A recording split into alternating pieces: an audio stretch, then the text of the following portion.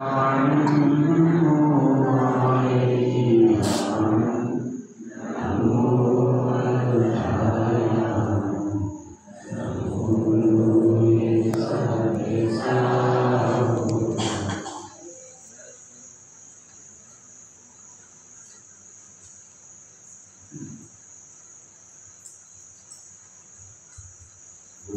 मातेश्वरी की सतगुरु श्री तारतंत्र मंडलाचार्य महाराज की।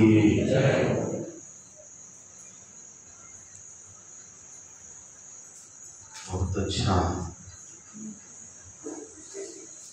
सहज सरल उपदेश आदरणीय पंडित जी साहब ने लोगों को बताया।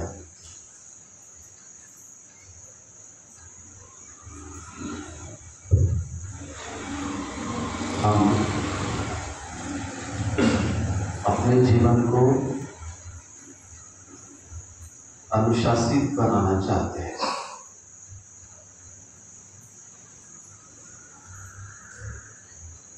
क्या है अनुशासन, क्या होता है?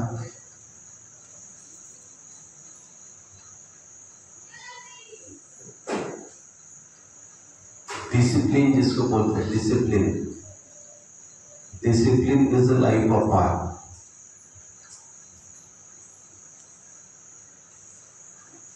क्या होता है डिसिप्लिन? बच्चे स्कूल में जाते हैं, स्कूल का एक यूनिफॉर्म होता है ना।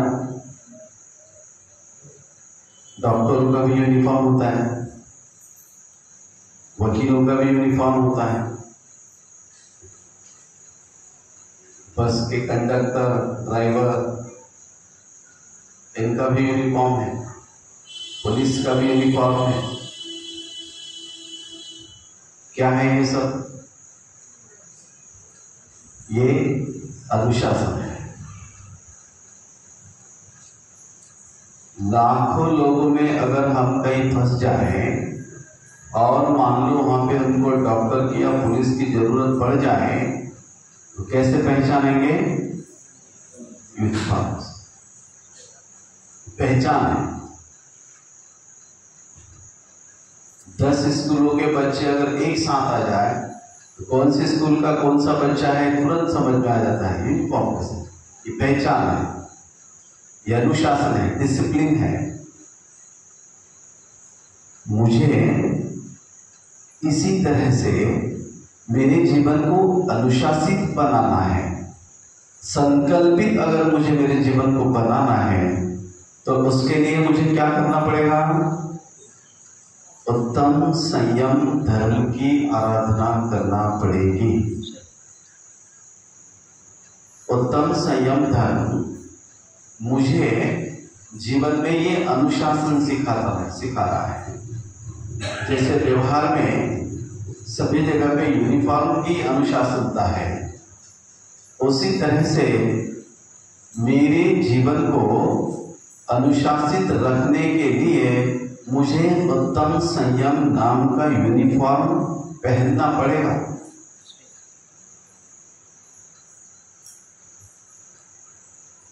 समाज के 1000 लोग अगर हैं और अगर मैंने उत्तम संयम नाम का यूनिफॉर्म पहना है तो 100% मुझे पहचान जाए। और अगर संयम नहीं है जीवन में, संयम का अनुशासन अगर नहीं है तो फिर जैसा जो पंडित जी साहब ने अपने को बताया कि बगैर ब्रेक की गाड़ी कहाँ लेके जाएगी? विनाश की तरफ। बगैर ब्रेक की गाड़ी विनाश की तरफ लेकर जाएगी, और अगर ब्रेक है तो सही ठिकाने पे लेके जाएगी। ये उत्तम संयम धर्म अपने जीवन में ऐसे ब्रेक का काम करता है, कंट्रोल करके रखता है। नदी बहती है, नदी के दोनों किनारे अगर मजबूत न हो तो क्या होगा? नदी के किनारे पे जो गांव है, अगर बाढ़ आई नदी में किनारे नदी के, तो क्या हो जाएगा, काम उद्ध्वस्त हो जाएंगे बाढ़ से, और नदी अपने गंतव्य स्थान तक पहुंच नहीं पाएगी। इसलिए नदी के किनारे अगर मजबूत है तो नदी में बाढ़ भी अगर आ जाए तो आजू अगल बगल के जो गांव रहते हैं उन गांवों को धोखा नहीं होता, और वो नदी अपने अपने मार्ग से बराबर बहते हुए अपने स्थान पर बराबर पहुंचती है।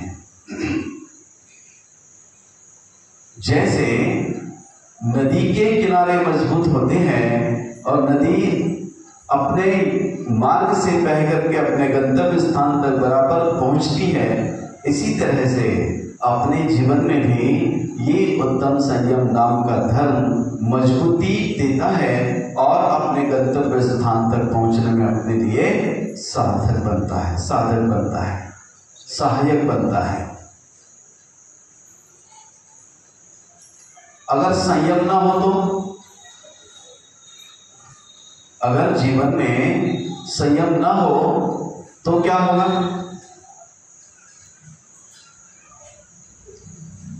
कोई अपने को नियम धर्म कुछ पता नहीं रहेगा, सुबह खा रहे, रात में खा रहे, शाम को खा रहे, बगैर मर्यादा वाला खा रहे, कैसा खा रहे, क्या खा रहे, कुछ नहीं पता है। और वहीं पे अगर जीवन में संयम है तो संयम रहते हुए रात्रि भोजन नहीं करेंगे, मर्यादा वाला भोजन करेंगे। कितने प्रकार का संयम बताया है, 2 प्रकार, प्राणी संयम और इंद्रिय संयम। जैसे अभी अपने को पंडित जी ने क्लियर कर दिया,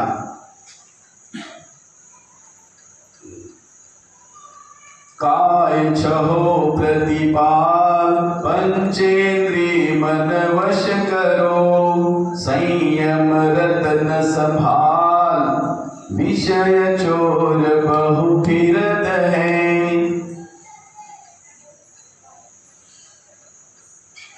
प्राणी संयम में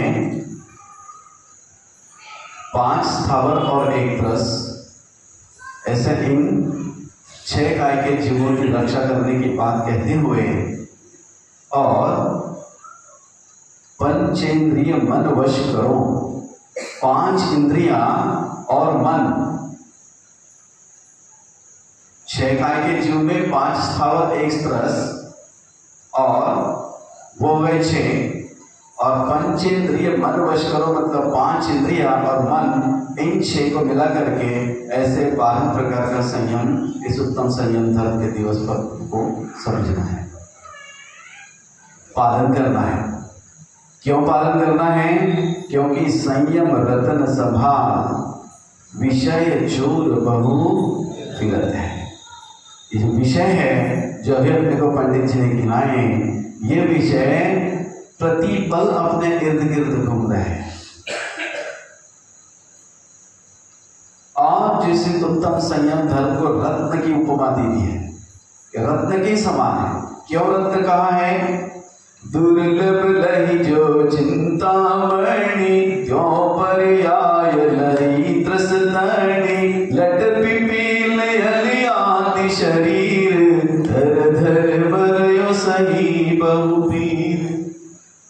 क्यों रत्न कहा है इसको, दुर्लभ लही जो चिंतामणि, त्यों पर्याय लही त्रसतणि। अरे ऐसे दुर्लभता से अपने को ये मनुष्य भाव मिला है, और ये मनुष्य ही ये संयम धर्म धारण कर सकता है। इसके अलावा तीनों गतियों का एक भी जीव ऐसा नहीं है कि जिसको उत्तम संयम हो सकता है, जो संयम धारण कर सकता है।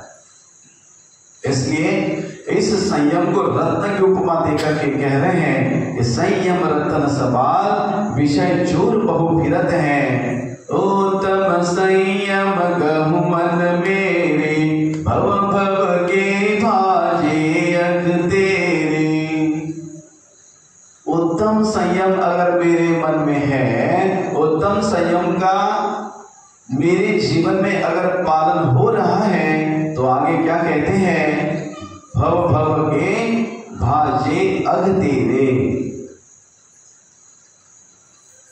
इस भव के साथ साथ आगे आने वाले भी और पीछे से आए हैं वो भी ऐसे भव भवांतर के पापों को पापों का नाश करने वाला ये उत्तम संयम धर्म है। एक उत्तम संयम धर्म की अगर पालना होती है, ये उत्तम संयम धर्म अगर हमारे जीवन में आता है तो हम पापों से बचते हैं। भव भव की भाजी अग तेरे सुरग नरक पशुपति में नाही आलस हरण करण सुख ठाए। क्या कहते हैं? ये स्वर्ग में भी नहीं है, ये नरक में भी नहीं है, और त्रियंच गति में भी उत्तम संयम नहीं है। गाय होती है, गाय भैंस है। गाय भैंस के सामने अगर आप नोटों का ढेर रख दो, गाय भैंस के सामने नोटों का ढेर रख दो, खाएगी के गाय? और थोड़ा सा 10 कदम पे घास रख दो, क्या होगा? उन नोटों को कुचल के गाय घास खाने के लिए दौड़ेगी। ये उत्तम संयम धर्म केवल मनुष्य में है। ये संयम सिखाता है उत्तम संयम धर्म कि अपने को स्वर्ग में भी नहीं है, नरक में भी नहीं है, त्रियंच गति में भी नहीं है, तो ये केवल और केवल मनुष्य गति में ही उत्तम संयम धर्म है। और इसको पाल के अपन आलस्य को हरते हैं और सुख ठाही का मतलब होता है प्राप्त होना, ठाही का मतलब होता है स्थान।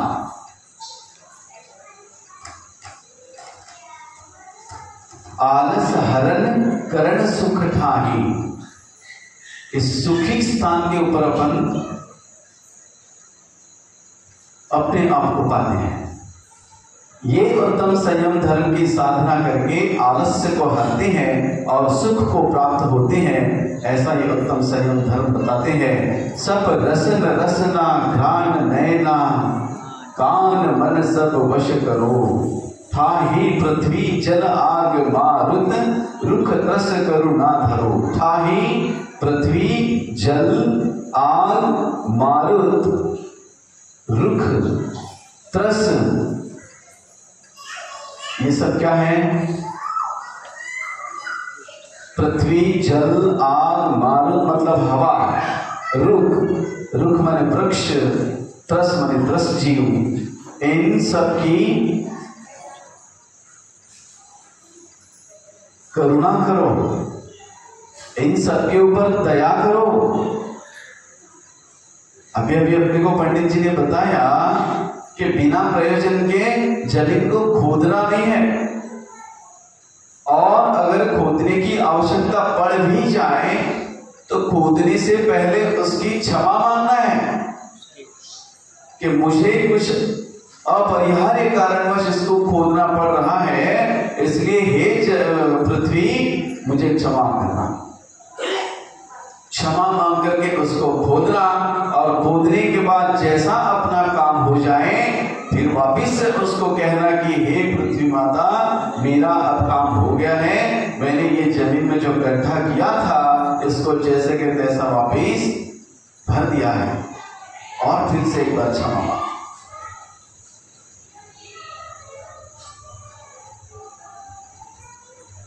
जल की बात बताई पंडित जी साहब ने अपने को।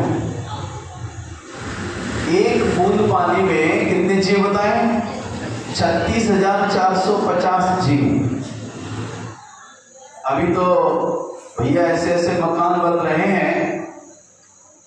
एक जगह जाना हुआ था, सो अपने को हमको अपना मकान बताने लगे। चलो पंडित जी बोले आपका हम अपना मकान बताना है। चलो भैया मकान देखें। इतना बड़ा मकान, कम से कम 8-8, 10-10 कमरे, हर कमरे में अटैच कमरा, देखो पंडित जी, ये ऐसा बात, ये ऐसा कमरा बना है, इधर ऐसा टीवी लगेगा, इधर ऐसा ये होगा, उधर ऐसा वो होगा, ये बाथरूम में ले गए अंदर, तो काम चल ही रहा था। ये देखो बोलिए ऐसे ऐसे नल लगे, एक नल 10-10 हजार का लगा है पंडित जी साहब। हमने उनसे प्रश्न पूछा, उनके भाई साहब इसमें छन्ना कहाँ लगेगा? अरे बोले छन्ना वन्ना का जमाना गया बोले आप।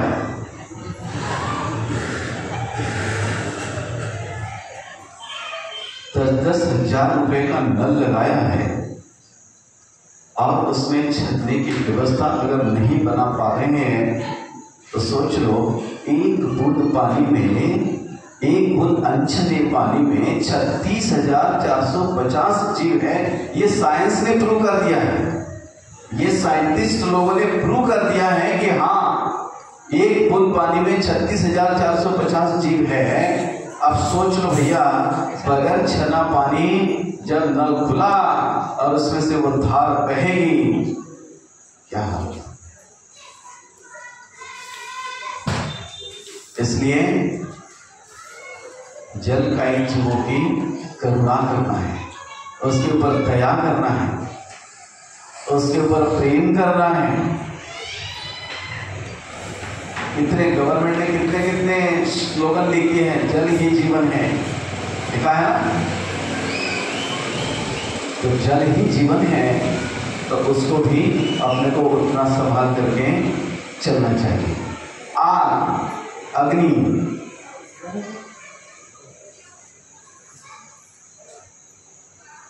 जो गैस की फ्लेम होती है ना, उसको देखना, प्रैक्टिकल करके देखना आप लोग। उस गैस की जो बड़ी वाली जोत होती है, जो सेंटर में बटन आता है उसका, वो फ्लेम एक बार जलाइए और थोड़ा सा एक 2-3-4 फीट के ऊपर हाथ रखिए, तो हाथ रख नहीं पाते उसके, उस फ्लेम के ऊपर। इतनी तेज फ्लेम होती है। और अपना काम कैसा होता है, काम हो गया, बर्तन उस गैस पे से उठा लिया, तो गैस कम करने की भी याद नहीं रहती, बंद करने की भी याद नहीं रहती। वो गैस की फ्लेम चल रही है, इधर अपन अपने काम में लगे हैं। अभी क्या बताया पंडित जी ने, निगोदिया जीव ठसाठस भरे हैं, निगोदिया जीव ठसाठस भरे हैं। हम जहां खड़े हैं वहां पे भी है, बैठे वहां भी है, खाली स्थान है वहां भी है, हर जगह पे ये निगोदिया जीव ठसाठस भरे हुए हैं। अगर ऐसी फ्लेम, गैस की फ्लेम मान के चलो, अगर 2-5 सेकंड 10 सेकंड के लिए बिना वजह की जल जाए तो कितने जीवों की हिंसा हो जाए, इसका कोई भरोसा नहीं। इसके लिए वहां करुणा करना है, वहां दया की भाव रखना है। सारी सामग्री पहले जुटाने के बाद फिर गैस की फ्लेम जलाएंगे। गैस में से बर्तन उतारने के पहले गैस बंद करिए, फिर बर्तन उतारिए। जितना बचा सको, जितना हम बचा सको बचाने का प्रयास करके चलना है। हवा, मंदिर में प्रवेश करते बराबर पहले दर्शक की तरफ नहीं जाया जाता, पहले कहां जाता है? बटन हाथ,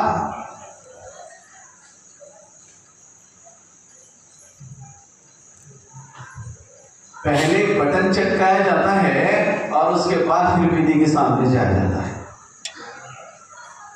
ये उत्तम संयम है, ये उत्तम संयम धर्म हमको आज ही सिखा रहा है कि हमने कैसे रहना है जीवन में, हमको कैसे जीवों के ऊपर करुणा करना है।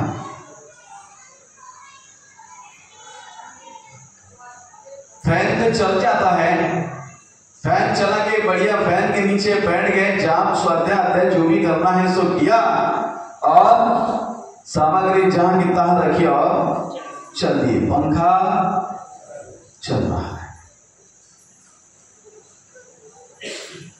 बिना उपयोग का अगर पंखा चल रहा है तो सोच लो कितने जीवों की हिंसा हो रही है,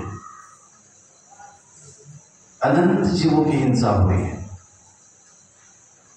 और ये दोष ये हमको लग रहा है ये पाप हम आए काय के लिए थे, हम यहां आए काय के लिए थे,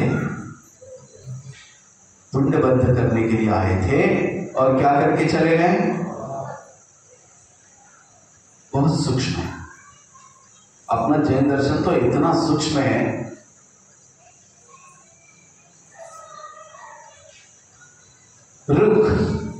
वृक्ष की बात करते हैं, बिना प्रयोजन कोई पेड़ को तोड़ना नहीं, पेड़ के पत्तों को तोड़ना नहीं, पेड़ के पत्तों को हाथ नहीं लगाना, फूलों को नहीं तोड़ना। और त्रस्त जीव के बारे में क्या है, चाय पी और चाय का ग्लास ऐसे ही रखकर चले गए। किचन के बर्तन भाई बर्तन वाली आएगी वो घर धोएगी, अब वो आज आती है कि नहीं आती है। आज अगर मान के चलो नहीं आई गलती से, जो जूठे बर्तन पड़े हैं उनमें आपको पता है त्रस्त जीव पैदा हो जाते हैं। एक रात भर भी अगर अपने जूठे बर्तन पड़े रह गए तो जीवों की उत्पत्ति हो जाती है। इसलिए त्रस्त जीवों के ऊपर करुणा करने की बात कहते हैं। बहुत सूक्ष्म है। पुण्य कर्म करना है, पुण्य बंध करना है, और पुण्य योग से अगर अपने को सब कुछ संयोग प्राप्त हुआ है तो बराबर तालमेल बना करके अपने को जीवन व्यतीत करना है। बड़े महान पुण्य के योग से अगर सारी सुख सुविधाएं अपने को प्राप्त हो रही हैं तो उसका उपयोग भी उस तरीके से करना है, क्योंकि इस भाव में जो पुण्य कमाएंगे वो अपने को आने वाले भाव में काम आने वाला है। अभी तक तो जो कमाया, क्योंकि अभी तक पुण्य किया था सो यहाँ आए, अगर पुण्य नहीं किया रहता तो हम भी कहीं ऐसे कीड़े की जैसे उड़ते रहते। लेकिन हमने पिछले भावों में कहीं ना कहीं कुछ ना कुछ पुण्य कर्म किया है, वो अभी हमको फल स्वरूप मिला है, और उसका फल ये कि हमको ये मनुष्य भाव प्राप्त हुआ है। मनुष्य भाव मिला है, इसके साथ में शुद्ध जैन पंथ मिला है, तारण पंथ मिला है, शुद्ध आमनाय में हमने जन्म लिया है, और शुद्ध ग्रंथ अपने साथ में रखे हैं। इसका अभिमान अपने को करना है, इसका बहुमान अपने को आना चाहिए, और इन त्रस्त जीवों पर करुणा करते हुए अपने को कविवर दयानंद राय जी कहते हैं, सब रसन रसना घाट नैना, कान मन सब वश करो। पांचों इंद्रियों के विषय अभी अपने को गिनाए आदरणीय पंडित जी ने। इंद्रियों की क्या अवस्था है, एक इंद्रिय की वशीभूत होकर हाथी अपने प्राण गंवा देता है। स्पर्शन इंद्रिय की वशीभूत होकर हाथी अपने प्राण गंवा देता है। कैसे गंवाता है? स्पर्शन इंद्रिय के वशीभूत होकर हाथी अपने प्राण कैसे गंवाता है? हाथी को कैसे पकड़ा जाता है? एक बड़ा गड्ढा किया जाता है, उसके ऊपर घास बिछाई दी जाती है, और उस गड्ढे के पास एक हथनी को खड़ा कर दिया जाता है, और जैसी वो हाथी दूर से हथनी को देखता है, स्पर्शन इंद्रिय के वशीभूत होकर के वो दौड़ते हुए जाता है, और दौड़ के गया सो वो हथनी के पास पहुंचने से पहले ही वो गड्ढे में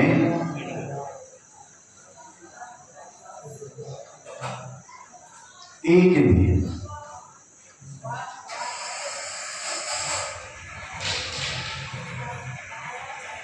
रसना इंद्रिय की चलते मछली अपने प्राण गंवा देती है। वो मछली पकड़ने वाले होते हैं, उनके पास में वो जाला होता है, उसमें वो कुछ खाने की चीज रख देते हैं और पानी में छोड़ देते हैं। जैसी मछली उसको देखती है खाने के लिए दौड़ती है और उस जाल में फंस के अपना प्राण गंवा देती है। घ्राणेन्द्रिय में भौरा अपना प्राण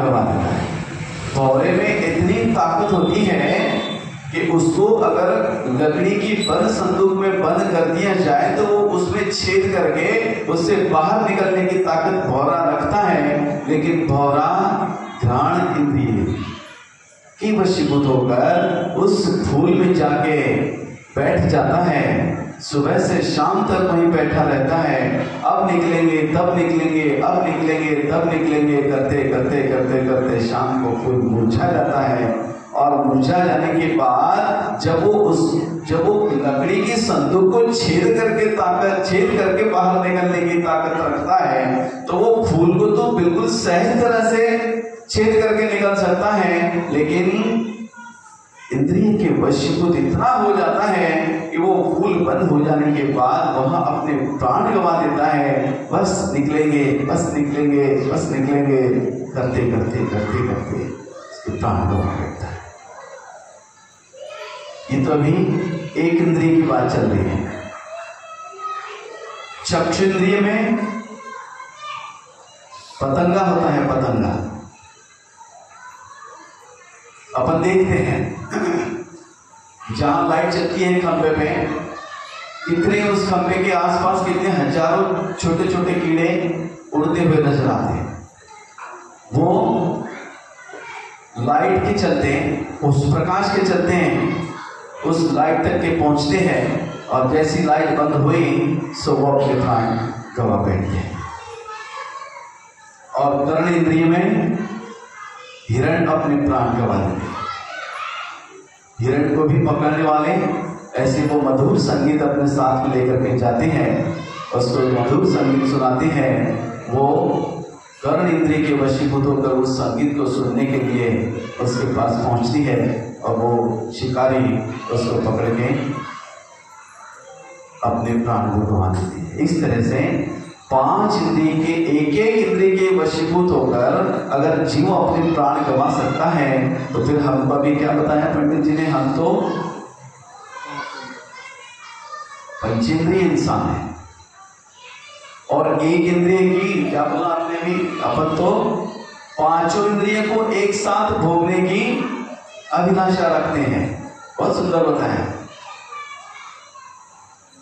तो ये उत्तम संयम धर्म आपको यही सिखाता है कि अपने 5 इंद्रिय और मन को वश में करना है। 5 इंद्रिय और मन को वश में करेंगे तब जाके उत्तम संयम धर्म अपने जीवन में फलीभूत होगा। आगे कहते हैं, जिस बिना नहीं जिन राज सींचे तू जग कीच में, एक घड़ी मत बिसरो करो नित आवज मुख बीच में। जिस बिना नहीं जिन राज सींचे, कितने तीर्थंकर हो गए, अपन रोज पढ़ते हैं। भैया इस उत्तम संयम धर्म के बिना तीर्थंकर हो ही नहीं सकते। जब तीर्थंकर इस उत्तम संयम धर्म के पालन करने के बिना नहीं हो सकते, तो फिर हम किधर लगाए, हम तो किस खेत की मूलियां। अगर तीर्थंकर उत्तम संयम धर्म का पालन करके उस पद को प्राप्त हो रहे हैं, तो हमको भी वो मौका मिला है, गोल्डन चांस मिला है। ये ना भूतो न भविष्यति चांस अपने पास में आया है। इसके पहले आया था कि नहीं अपने को पता नहीं, और इसके बाद भी अपने को ये चांस मिलेगा कि नहीं मिलेगा इसकी कोई गारंटी नहीं। इसलिए अपने को ये मौका मिला है, इस मौके का सदुपयोग करते हुए आगे कहते हैं, तू रुल्यो जग कीच में। अगर उत्तम संयम धर्म की साधना आराधना जीवन में नहीं है, तो इस जगत में कीचड़ में ऐसे ही रुलता रहेगा। एक घड़ी मत बिसरो आवजन मुख बीच में। एक पल भर के लिए भी अपने को भूलना नहीं है कि मेरे इस जीवन में मुझे उत्तम संयम धर्म का पालन करना है, नहीं तो कब यमराज आएगा और कब अपने को हर ले जाएगा इसका कोई भरोसा नहीं। इसलिए बंधुओं, जीवन में इतना बड़ा महान सौभाग्य अपने को मिला है इतना स्वर्ण अवसर अपने हाथ में आया है, इस अवसर को अपन न गंवाते हुए अपन उत्तम संयम धर्म का अपने जीवन में पालन करते हुए अपने लक्ष्य को पहुँचे और अपने जीवन को कल्याण मार्ग में आगे प्रशस्त करें। यही आज के इस धर्म के ऊपर निर्देश है।